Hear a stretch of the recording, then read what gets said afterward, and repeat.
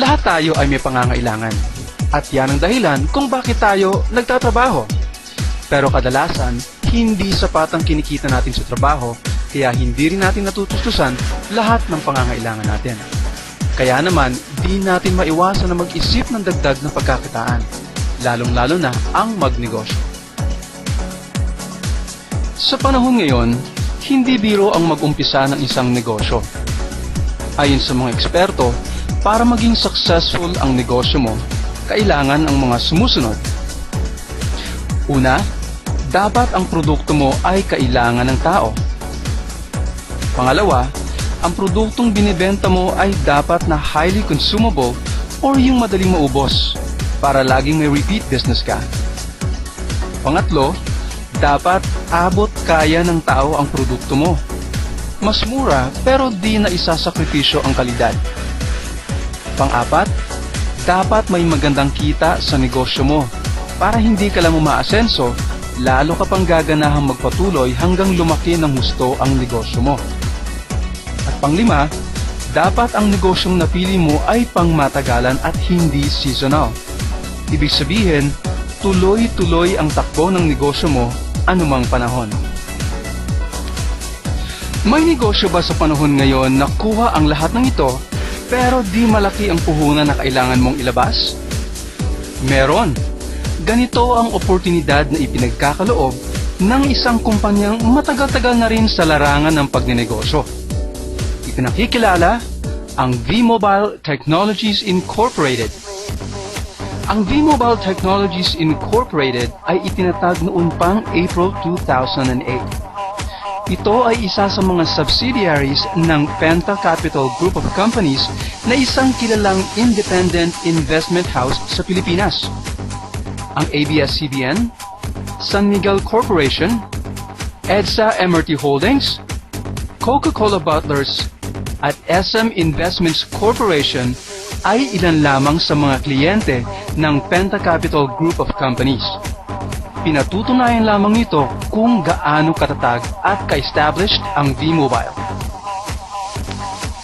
So anong oportunidad sa pagnenegosyo ang binibigay sa atin ng V-Mobile? Ito ay walang iba kundi ang e-loading or prepaid loading business.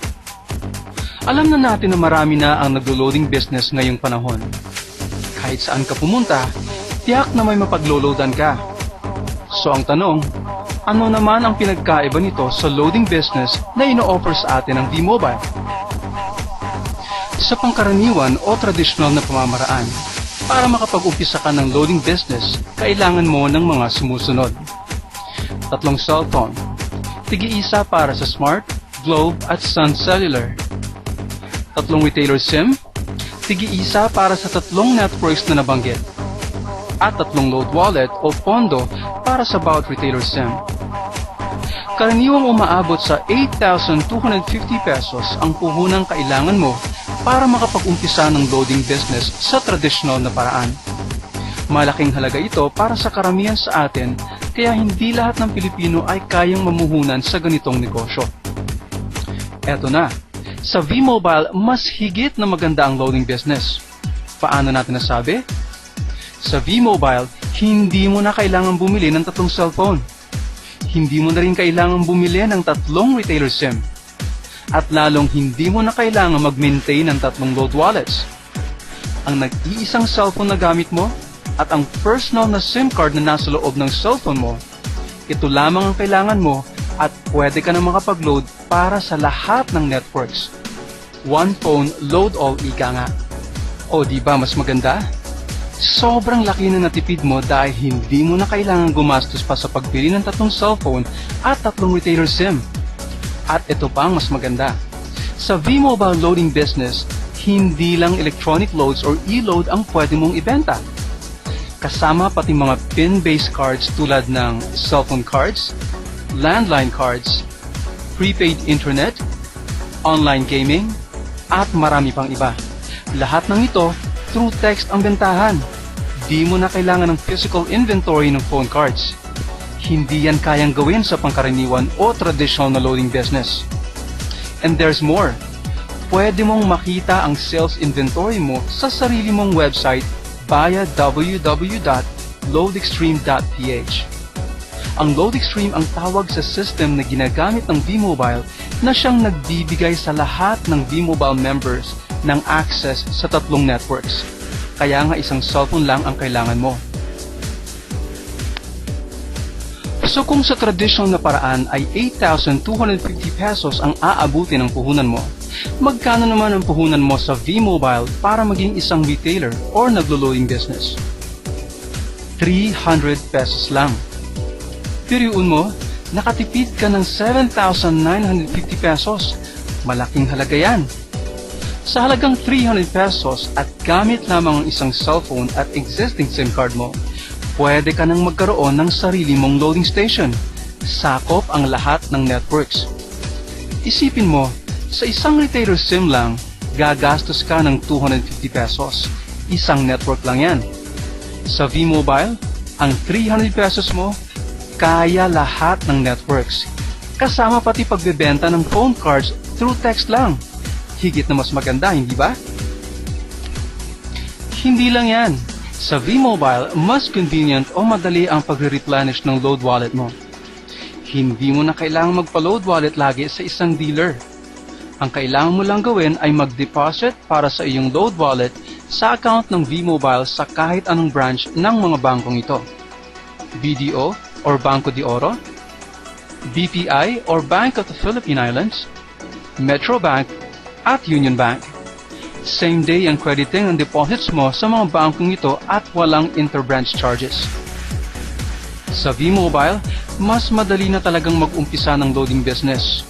Mura ang kapital, mas maraming kayang ibenta, sakop lahat ng networks, mas malaki ang pwedeng kitain, at mas maginhawa ang pagre-replenish ng load wallet mo.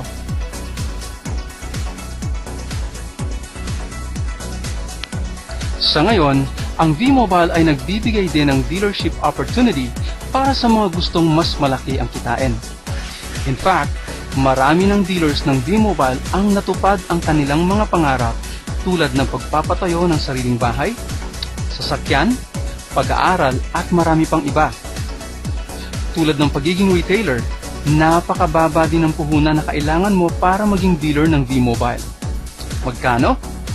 Kumpara sa traditional o pangkaraniwang paraan ng pagdi-dealer ng isang loading business na kung saan ang puhunan ay umaabot sa 150,000 pesos.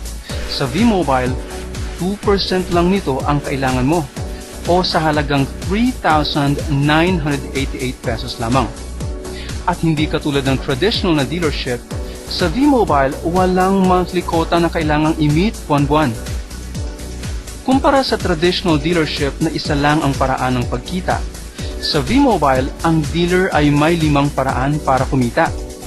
Pwede kang magsadya sa isang V-Mobile dealer na or sa opisina ng V-Mobile para malaman ang detalye ng mga ito. Ganun pa man, para magkaroon ka ng idea sa kung magkano ang pwede mong kitain. Sa pagiging dealer ng V-Mobile, pwede kang makatanggap ng 30,000 pesos sa loob ng araw. 210,000 pesos sa loob ng isang linggo at 900,000 pesos sa loob ng isang buwan. Ang lahat ng yan ay nanggaling lamang sa pinuhunan mong 3,988 pesos. Sobrang sulit, di ba? Sa tulong ng V-Mobile, madali ka na makapagnenegosyo. Madali mo na ring matupad ang mga pangarap mo para sa pamilya mo. Ang kailangan mo lang gawin ay samantalahin ang oportunidad na ito. Puntahan mo na ang iyong V-Mobile dealer na nagpakita sa iyo ng video ito at umpisahan ang sarili mong dealership business. Ngayon na!